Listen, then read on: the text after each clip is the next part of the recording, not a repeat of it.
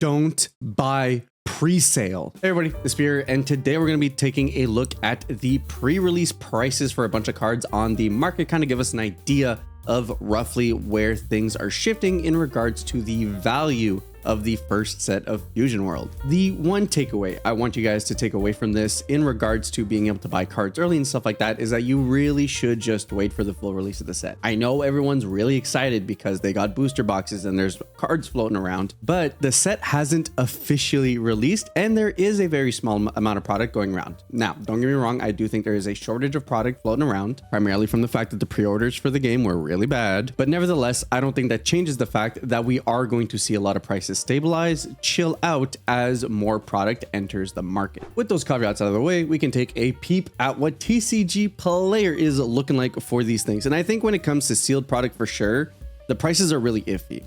The booster boxes, I'm not sold on if 150 is a bad price. Obviously, it's much more expensive. MSRP is actually closer to like 90 bucks, 100. But given that even Bandai has said they're pushing to print more because there's a lack of availability based on demand, I will say I don't see boxes dropping much below 150 post-release, especially as they keep getting bought out and the stock will dwindle and dwindle. I will say though, we do know that booster packs are in Walmart in blisters and the starter decks themselves are also there. And the one thing I can say is do not buy this. Do not buy this. I wouldn't even recommend that you buy them for 24 bucks. This is effectively double MSRP, which again, you can find these at your local Walmarts. I don't know about Target. I feel like I haven't heard a single person tell me they got anything from Target, but Walmart for sure. So when it comes to sealed product, I unfortunately don't know how much these prices are going to shift. And honestly, I don't think they're going to change too much until we get the second wave printing around May. But when it comes to the starter decks, I do not recommend buying these at this price. I think try to find them at Walmart, try to find them at your local game store, and hopefully they're not trying to shaft you at double the price of MSRP. When we dig into the set, first we'll take a peep at the SRs. And honestly, I don't hate the prices of the SRs.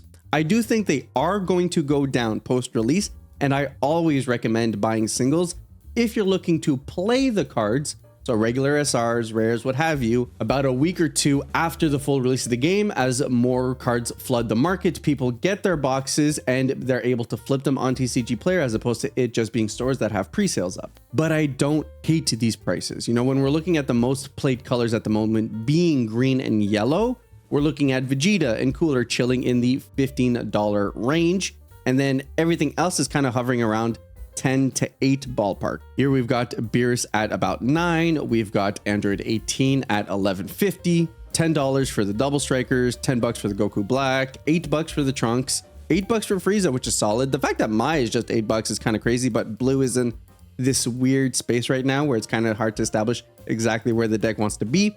Ginyu chilling at 13 and Hit at 4, which is, to be fair, it is kind of one of the less stellar SRs in the set. Honestly, I do not hate these prices. And if you really feel like for some reason you need to lock down these SRs early, you could pick them up and I wouldn't judge you for them. But I do believe these are going to keep going down, especially as we go into the first week of release. My expectations being that most SRs will hover around 7-ish bucks ballpark, with the more played ones being at around 10, 11, and the lesser played ones being more around where Hit's at, being at about 5. This is the general trend across every Bandai game for the most part when we're looking at base rarity cards. Base rarity being the prominent factor here, because once we start looking at alternate arts, then it's all just made up numbers. Don't believe any numbers that are on here because these aren't selling. And if you go look at eBay, you get a better justification of where the cards are. So just to look at what TCG's players chilling at, Ginyu's at 100, Android 18's at 115. We got 90 for Beerus, which this discrepancy kind of weird for me. This card's like insane. 130 for the double strikers, 50 bucks for the Cooler. So it's just like not even are the prices way too out there, but in terms of what's expected to be highly playable and desirable, the prices are completely off. Like Cooler being at 50 makes no sense in consideration to the fact that these other cards are at about 90 plus whatever. And then if we go into page 2, then we're looking at $90 for the Hit, $100 for the Trunks, $85 for the Goku Black. And of course, we're missing a few of the SRs here, but do not buy your alt arts on pre-sale. They are definitely going to go down in price. Naturally, I think their prices are going to hold much better than the SRs, but there's no way that these prices ever hold, especially when we account for what is already selling on things like eBay. where we're getting like Android 18s for like 50 bucks. This is closer to like 50 bucks and stuff like that when we're looking at the cards that are actually moving. Shifting over to the secret rares, I mean, in general, all of these prices are made up in my opinion. These have sold for these prices. I do not think you should be buying these secret rares at this price. They're not a 4 of in any of the decks that you play. I do not. Some people are saying you should be playing 4 Gokus. I don't believe that at all. And Gohan at this moment is a 1 to 2 of depending on your list. Because you run them in low numbers and because the fact that every box you get at least one of them, I think they're going to flood the market. I do not believe these prices are going to hold. Alt arts, I don't know. From what I was seeing, this is actually selling for closer to about $200 to $300 on eBay. I think the ballpark is the same for this one. And then when you're looking at the God Rare, at that point you're a spec, right? Like it's like, how valuable is the Shanks manga rare, right? How valuable is XYZ? I don't want to touch the God Rare specifically because we're in territory where it's all speculative and investments in the game. And I can't tell you what's the right decision there or not. I believe the hit rate is 1 every 4 to 6 cases, but I'm not entirely sure. In terms of what has been selling, I have seen some go on eBay for about $2,300, I believe. And I've seen some on the Facebook marketplaces going for about $1,800. But where this lands, I don't know. Naturally, if you're looking to buy this card, this video isn't for you. Now, when we talk about alt art leaders, I think that one's a little bit tougher to talk about. We talked about the made up numbers of the SR alt arts, but we know that leaders tend to maintain a bunch of value. And while I do think their prices are going to go down a fair bit on release, I don't think it's going to be by a ton. And I think that if you want to pick up your alt art leaders, you should aim to pick them up relatively early, because if they do anything like the One Piece leaders, now is your best time of getting in before they shoot up in price. The one benefit being that if you are okay holding out until set 2 comes around, we get the second wave printing of set 1. That means that they're going to be more in circulation. So there'll be a period where they are more affordable. So if you're looking to use them absolutely in set 1, I recommend you get them relatively early. If, however, you're fine waiting, then I don't think there's an issue in just stalling out until the second wave printing.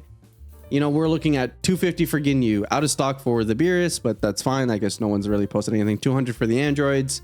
I could see these prices hold. I know that I've seen Gohan's move for like $250. So them being $290. Like, it's funny how the leaders are the most realistic things on this website at the moment. But I couldn't tell. I don't think the Goku for $400 makes too much sense. But then again, Goku is like the Luffy. He's the Pikachu, right?